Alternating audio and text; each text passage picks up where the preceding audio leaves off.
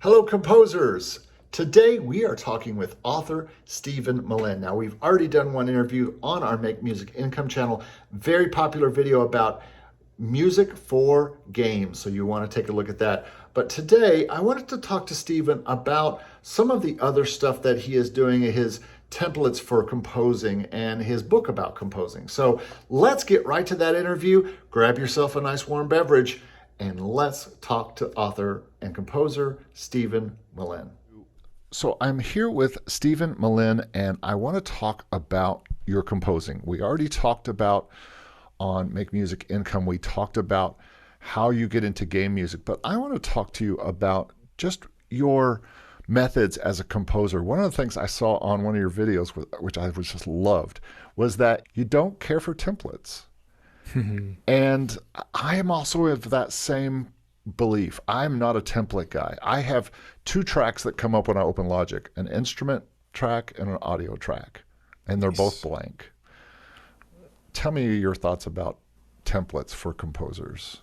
Sure. Well, thank you again, Eric, for having me on this show as well. It's kind of a catch-22. I believe in templates under very strict rules, and every other circumstance, I'm going to open a blank session. So the only time I will use a template is if I'm writing for a series, meaning mostly right now I'm spending 95% of my time in custom music writing for video games. So if I'm working on a video game, that video game or that video game series has a particular sound. It has its own sonic identity.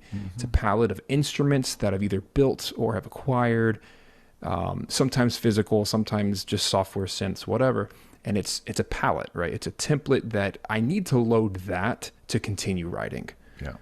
And what I've found in recent years working on game soundtracks, since they tend to get very, very long, I tend to do better writing the entire soundtrack in one session. So right now I primarily use Cubase, and Cubase has, at least at I think Cubase Pro allows you to have infinite marker tracks. What you can do in there is crazy. You can just, it seemingly load as many tracks as your PC can handle or your Mac can handle. So sometimes I'll have 500 tracks in there. It's just crazy. But the whole purpose is I can divide out every track within the soundtrack.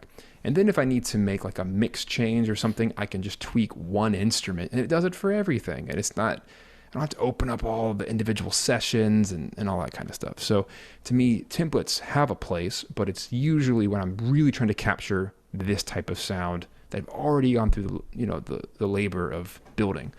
But every other circumstance, I'm going to start from a blank session, because I feel like, yes, there's the whole sandbox of I can choose anything in the universe, but I still think that after a certain point of writing music, you know your own style, you know what your go-to instruments are or your go-to types of sounds. So I tend to think of music like an orchestra, just because I come from an orchestral background. I used to play violin, but my primary instrument is piano. But I spent enough time in the orchestra to know that if you're going to write an orchestral piece of music, then we have a string section, a percussion section, woodwinds, brass, right? We have these pre-designated sections. So if I'm going to write for orchestral music, I'm going to start there and pull up the French horns and pull up the strings and whatever and kind of build from there. But if I know from the beginning what I'm going for, then I can start to modify things as I go. So if I know it's like a spacey thing, then maybe I'm going to add some delay to the piano. Or maybe I'm going to add some crazy chorused reverb to the strings to make them feel larger than life.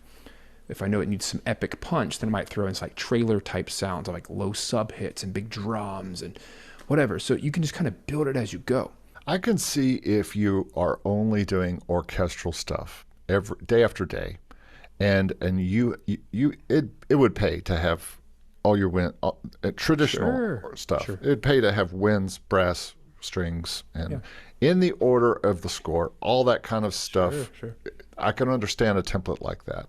But I used to have a template where I had piano, because I'm also a piano player mainly, and then I would have drums, and then I had a bass sound, and then I had I had piano loops, drums, bass, and that's the first four. And everything started sounding the same every time I arranged something, because I used the same drum set, I used the same bass sound, I used the same piano sound. So I just started feeling like everything sounded the same, and I Which didn't. I think that as long as you know that that's the result, it can be used for good or evil, right? Yeah.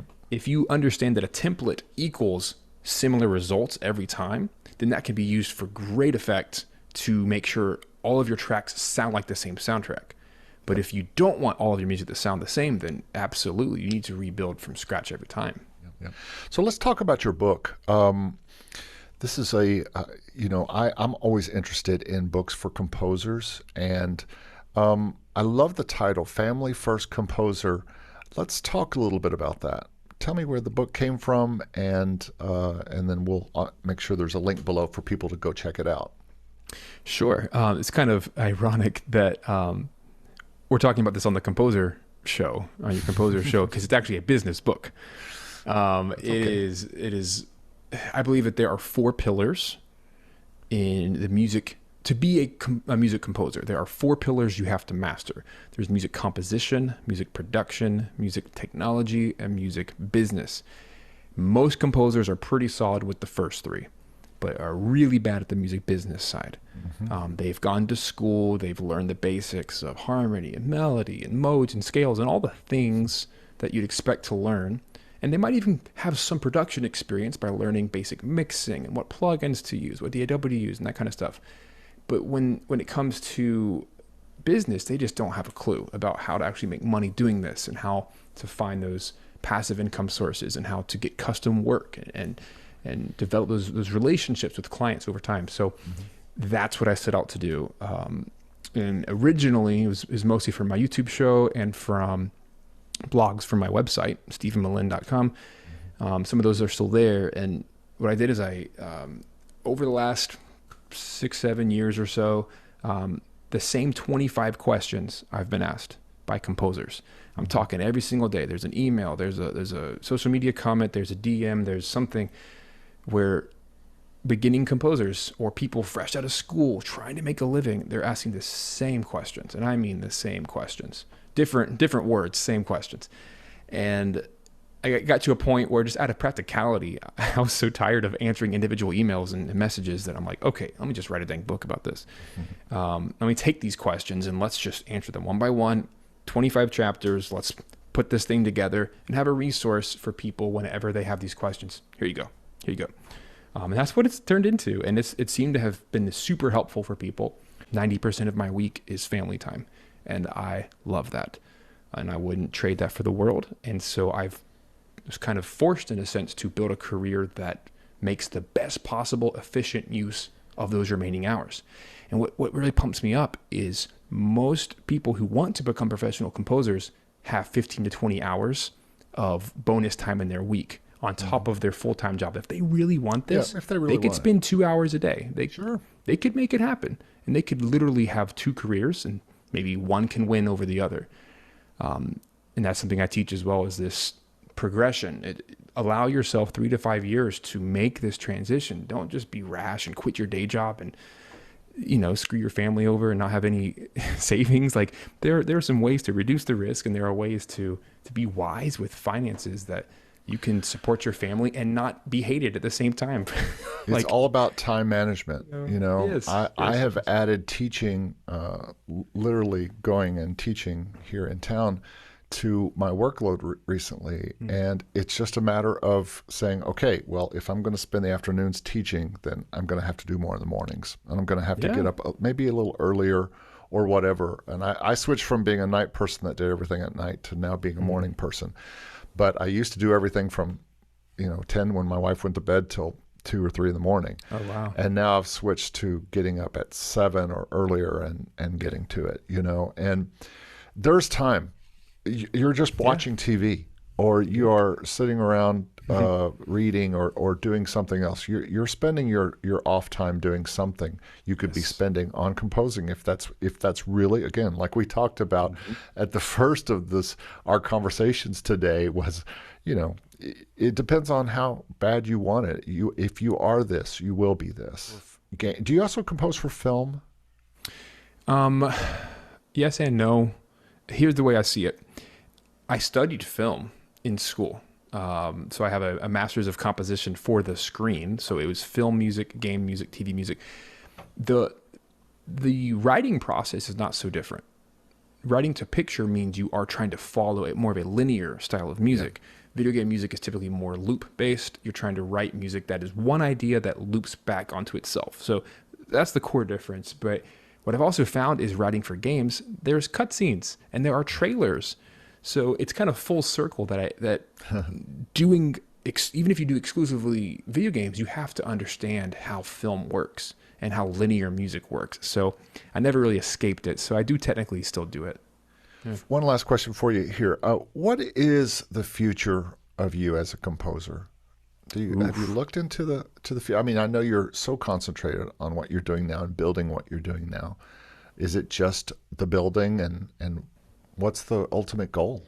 I mean, we've talked about that at the beginning of the first Make Music Income discussion was you want to build up to 80% passive income. So what composing goals will make that happen, do you think? The reason I choose that number, 80% passive income, 20% active, first of all, it's more attainable than 100%. But second, I never want composing to be a have to. Yes. I want it to be a get to.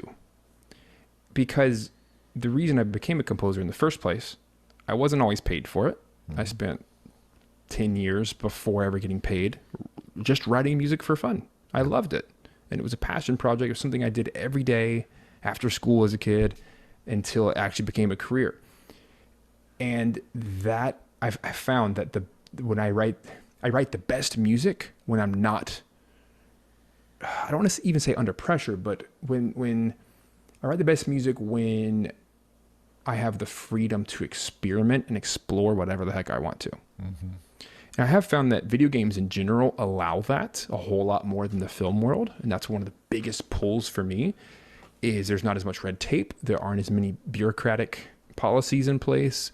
You don't have to go through 7 layers of corporate management to get the okay. And then person number 3 doesn't like the flute. So now you have to go back to the beginning, right? I've had that crap happen. And that's when, especially in the advertising world, more than anywhere else, the most revisions you'll ever do on anything is in that world. And I found with video games, typically people hire me because I have a very unique sonic identity. And then they tend to like what I do. And typically it's like one revision because there's one wrong note or they didn't like that one moment and I'm done. Yeah. It's like a one and done kind of thing. And that's for me, it's the most fulfilling work. It's the most exciting. I'm the best at it. And ultimately it serves the client the best. And it's a sandbox for me. It's just go have fun as long as it serves the purpose. So for me, the game world is where I want to be.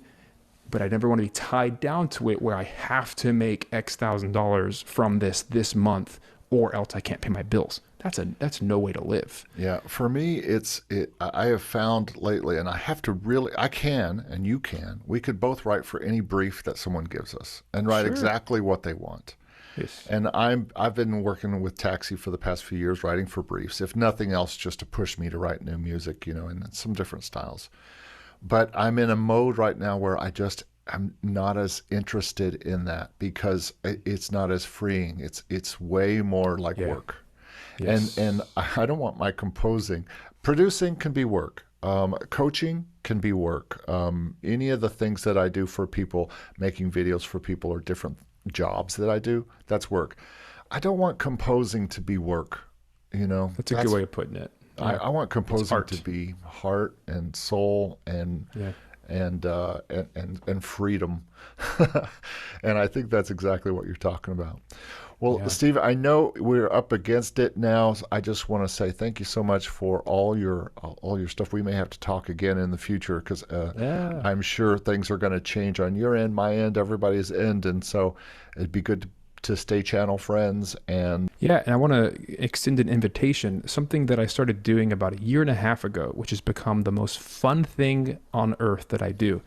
Every single week it's actually all I do on YouTube just about these days. It's called the Live Composing Show. It's every Wednesday at 1 p.m. Eastern Standard. And I simply write for a commercial project with my live audience.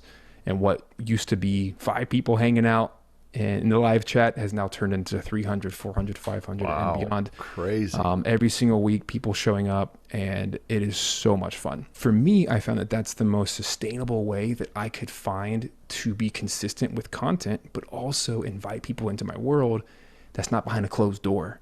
That people can just ask their questions and we can have a conversation. So if that sounds interesting to anybody, every single week, come join me. You can find that information about Steven's YouTube channel down below.